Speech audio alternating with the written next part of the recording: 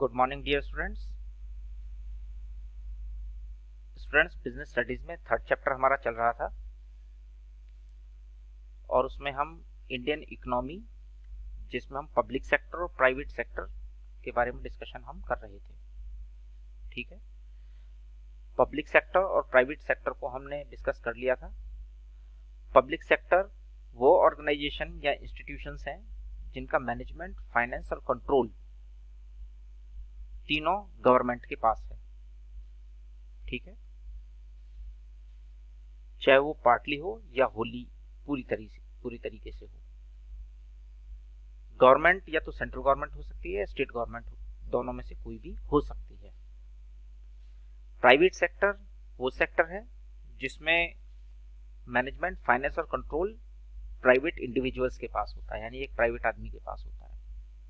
ठीक है, public sector में अगर हम बात करें तो हमारे पास में हम इसको 3 पार्ट्स में डिवाइड कर सकते हैं: डिपार्टमेंटल अंडरटेकिंग्स, स्टैट्यूटरी कॉर्पोरेशंस और गवर्नमेंट कंपनीज। ठीक है, जबकि वहीं प्राइवेट सेक्टर जहां पर मैनेजमेंट इंडिविजुअल्स के पास होता है, एक आम आदमी के पास होता है, तो उसको हम sole proprietorship, partnership, joint Hindu family business, cooperative society, company और मल्टीनेशनल कंपनी हम इसमें डिवाइड कर सकते हैं।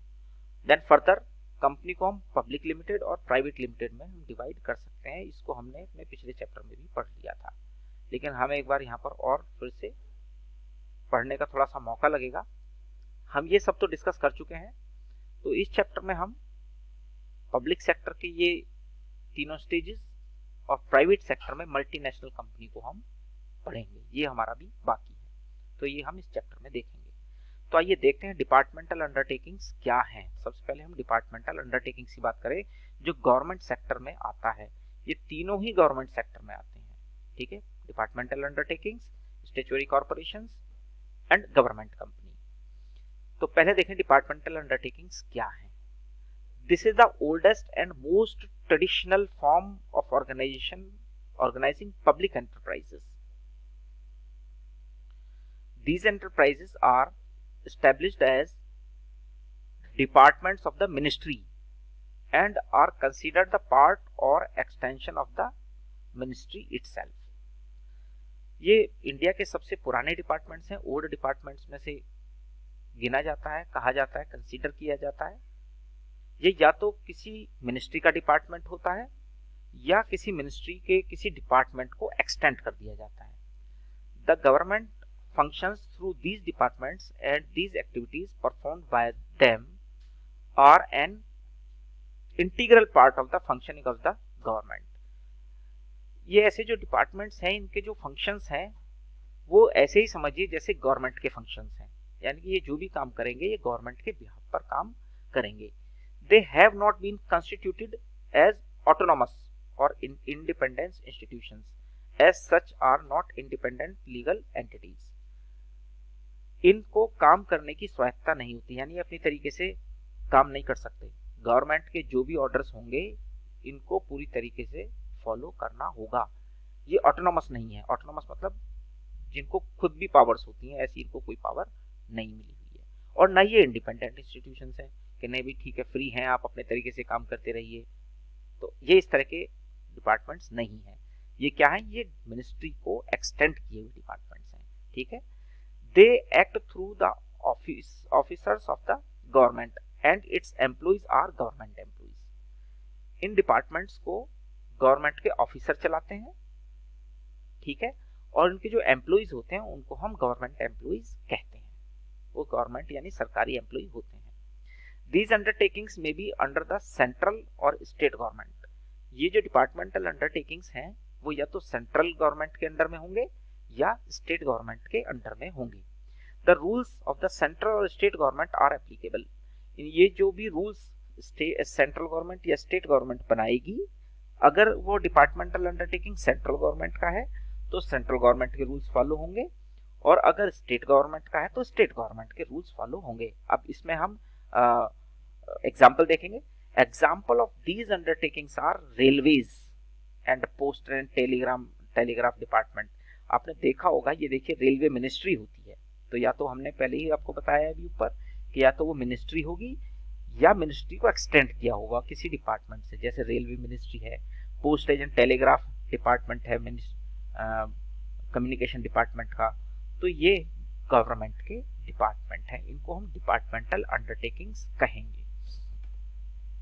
और स्टूडेंट्स अब बात आती है इसके फीचर्स के बारे में कि ये इसके फीचर्स क्या हैं।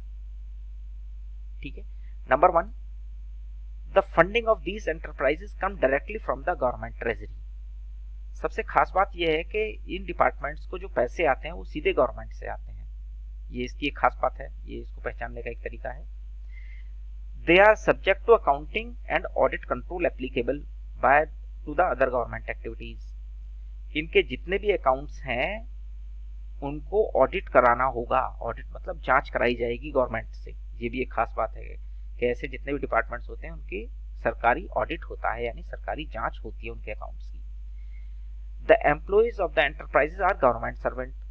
ऐसे जो भी डिपार्टमेंट्स हैं उनके जो एम्प्लॉइज होंगे वो उनको गवर्नमेंट सर्वेंट कहेंगे। ठीक है,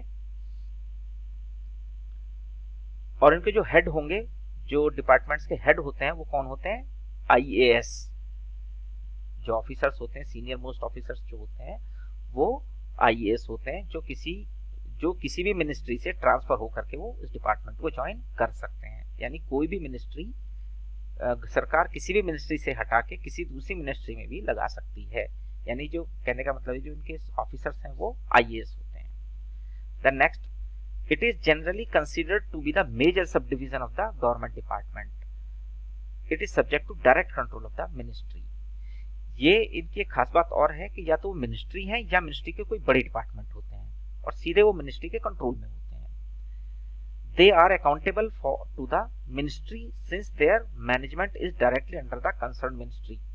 और ये जो भी डिपार्टमेंट्स होते हैं वो सीधे अकाउंटेबल होते हैं मिनिस्ट्री के लिए, यानी कि उनकी जवाबदेही होती है मिनिस्ट्री के लिए और मिनिस्ट्री को डायरेक्ट उनको रिप्लाई देना होता है।